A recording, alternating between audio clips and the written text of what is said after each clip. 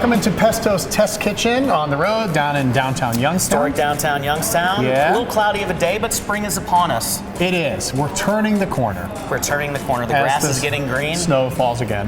You know, that's how it goes. Maybe Sunday. Who knows? Yeah, that's how it goes. All right, Bistro 1907 is the place, and we're learning about something I know. I'm gonna have a lot of questions because I really don't get it. That's okay. So explain it, dumb it down to me. We are pickling vegetables. This is one of the oldest forms of preservation. Okay. Besides salting, when the ancient folks used to salt cod and dry it out, and they could keep it through the winters without refrigeration. Okay. So this is the next form. It's pickling. Pickling. A lot of countries that do there's a ton of countries that do a lot of pickling.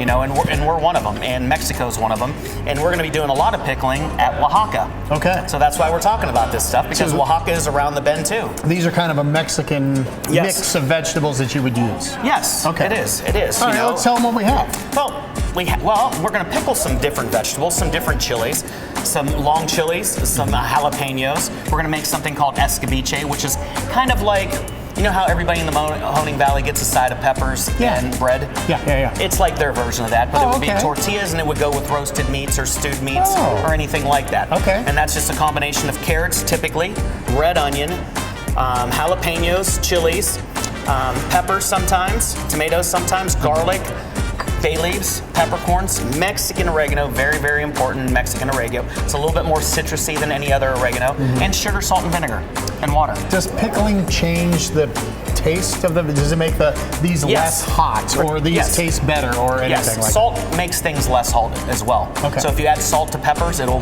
bring down the hot factor in salt. That's why you salt hot peppers before you can them.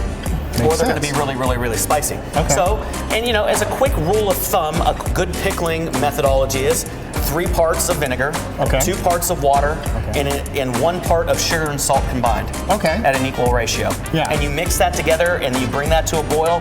You either add the vegetables to it and let them steep, or you pour it over the vegetables and let them macerate in there and get happy. And it's going to take on all the flavors that you put into it. So there's a cooking process involved in it too. It's not just throw stuff in We have some pickle in the back going pretty strong, because we're going to pickle some of these real quick. Why do you have to boil? Well, you boil it because that also partially cooks, acidifies the vegetables, and makes them a little bit softer. You don't want them necessarily super crunchy. Okay. So you want a little bit of cookedness to them. Gotcha. Okay. Is there anything we can do now as we get ready to go? Yeah, we're going to mix some escabeche. Okay. So escabeche is one of the biggest, it's like a table condiment for Mexican. It's like out on the table. They always have it. Okay. So we're going to add carrots. And Mike, if you want to add those onions. Right here? Yep. I'm going to add these long chilies and these jalapenos. All right. I'm going to add these red peppers. And then I'm going to add some Mexican oregano. They have their own oregano, do they? They do. So do the Greeks, so do the Italians, so do the Americans. Okay. We're going to add, peppercorns to taste, however peppery you want it. We're going to add 3 or 4 bay leaves to it. Okay. And then we're going to pour the pickling juice over this and let it get happy. But first you have to cook the pickling juice, and then you put it over, right? We do. So now we will make the red onions. I'll show you how to make the red onions. Okay. Mike, if you get me that bowl over there. All right. That's heavy. Yep. So the red onions, we're going to pour it in there. You want to julienne them. I like julienne them. They look really, really nice. Okay. We're also going to add some beets, because the beets, just cut and quarter some beets. That's going to bring the color out in the red onions. Okay. Okay. And I'm going to add a couple bay leaves to this as well, a couple peppercorns, and a couple cloves of garlic, and some garlic over here to the escabeche.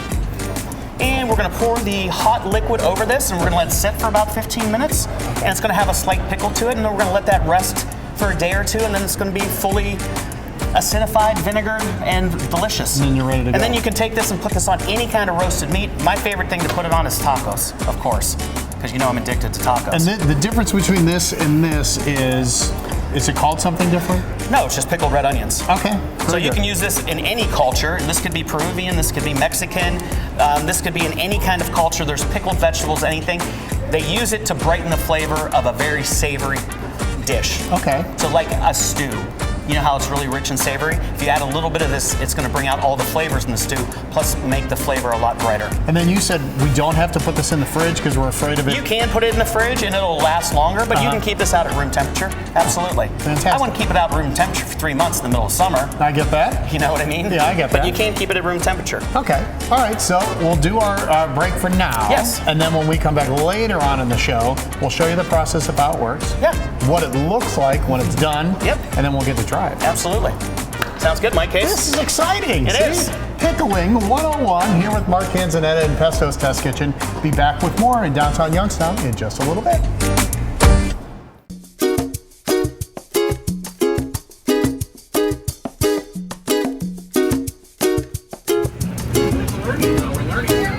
Now you see how this changes the color, Mike? It's gonna give that a nice brown color. I mean, nice red color.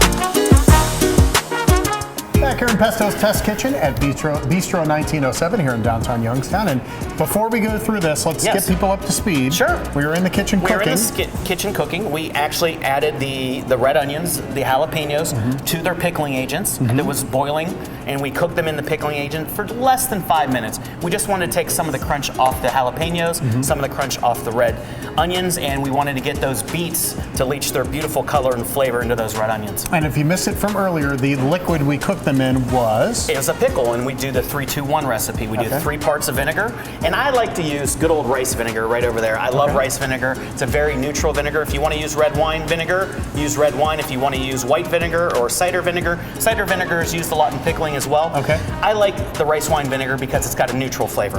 And we had a question about the Mexican oregano. Can you just get that in any store? You can get it at any store. You can get it at that big box retailer online. You know that everybody knows, I've Mr. heard of it. Bezos. Yeah, I've heard of yes, it. Yes, They have a river named after it. They got river. He's got a spaceship. Yeah, a lower Earth spaceship. That's the guy. Mexican oregano I like for the Mexican products. Like if I was doing agrodolce, which is not agrodolce, if I was doing gremolata, which is an Italian pickled vegetable, I would use Sicilian oregano. Okay. Okay. Very good. All right. So now we have to transfer that Yes, and you're into gonna this. see. Yeah, we're gonna transfer. I just have these really cool jars from Steelite. You know, just you can use a mason jar. You can use whatever you want. I like these because they look really, really cool. Okay. So I just put that in there, nice, and I'll always put a couple beets in there because I like to eat the beets as well. And you see that Not beautiful. much of a beet guy. Are you going to change my mind on that too? I know you're surprised. Not shocked. Okay. Not shocked, Mike Case. Doesn't hurt your feelings anymore, does it? Why would it hurt my feelings? I don't Your know. food, Chefs are very fragile, temperamental people. the olive thing bothers me. The martini thing bothers me. Bloody Mary. The Bloody Mary thing bothers me. I know. And we're just gonna add that juice to cover it. You wanna keep the juice always over the product. Okay. So right up to that line. Why do we need the juice? Just to make it look good? Yeah, well, it's antiseptic, Or will number that one. soak up more juice? That will not soak up. It will not soak Okay. up any more juice, but it'll keep it covered and it'll keep the vegetables away so they don't oxidize, get a different color, or potentially, you know, turn bad. Okay. So that's our pickled red onions. Now right. we're gonna grab our beautiful jalapenos. That's these, right? Is this hot? Can I bring this over? Yeah, bring it over. Okay. So these lovely jalapenos. And they do lose a little bit of their color because vinegar tends to leach color, as you saw how it brought the beautiful color of the beets out. God, don't they smell great? Especially with that oregano. They do. And you said they won't be as hot, They won't be as as hot. spicy now. I Because guess. we have them in vinegar, and we also, it doesn't mean if they're super spicy, they won't still be spiced. Right. But they should be a little bit less tangy than a normal jalapeno. Mike, I hope that didn't go into your That's eyes, because fine. That's that fine. I would have be pretty 2 eyes. painful. What do I need that left one for? Well, you could. You never know what this world's gonna grab. Doesn't that look great? Yes. It smells And good. those are gonna be perfect on top of your tacos, on top of your nachos. I mean, you can buy the ones, good old ones, at any of your big box grocery stores, but this you made, Yeah. you could possibly have grown them Right. this summer. People so do. it's just a great thing to do. We're gonna come back and do the escabeche. Yeah, we'll take a break. Escabeche is next. We're at Bistro 1907 at Pesto's Test Kitchen. Thank you.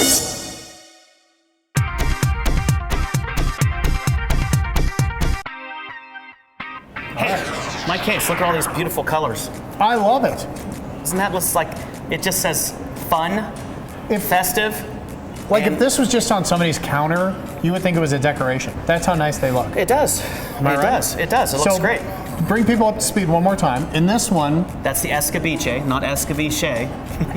Escabeche. It's a Mexican Escabeche. pickled vegetable combination of carrots and jalapenos traditionally, and then with the addition of onions, garlic, peppercorns, Mexican oregano, and some red pepper. right? We did the jalapenos in this one. Jalapenos, yes, that's our 3-2-1 pickling recipe with garlic, Greek oregano, Mexican oregano. Why do I keep saying Greek oregano? I know. It's Mexican Now we oregano. got stuck on it. I'm opening a Mexican restaurant. Yeah. And I think they're fantastic. And this is just the pickled red onions, and you saw how the beets really, really kicked up the color quotient on those. Yeah. And I think they're going to be fantastic. All right, let's give it a try. Now, typically this would go on tacos or nachos. Yeah. This would be a side dish. Perfect. Oh, I like that. Isn't that good? It's a little bit sugary, it's a little bit salty, it's a little bit tangy, it's a little bit hot. It's umami. Yeah, It's got your mouth's going everywhere crazy. I know. So, are you going to try jalapeno? Yeah, I'll try it. Let's see how hot.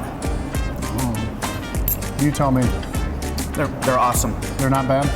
A little bit. I almost did the Shaquille O'Neal thing there where he coughed after eating the one chip challenge. Those are perfect. Not hot for me. It's not too bad. You're not a big hot guy. No, it's good. I do okay. I'm in the medium hot. So I think you could do this with a lot of different things. I mean, if you wanted to do it with cactus, you could do it with cactus. I mean, you can pickle anything. Pickle is just preserving, and that's what we use it for. But it's also a way of putting unbelievable flavor on top of something to give it that accent. I learned a lot today. I learned a lot too. You're good. Thank you for watching Pesto's Test Kitchen. Thank you. Can't wait till next time. Well, we're gonna be doing more and more Mexican things as Wahaka comes to fruition. It's gonna be good. All right.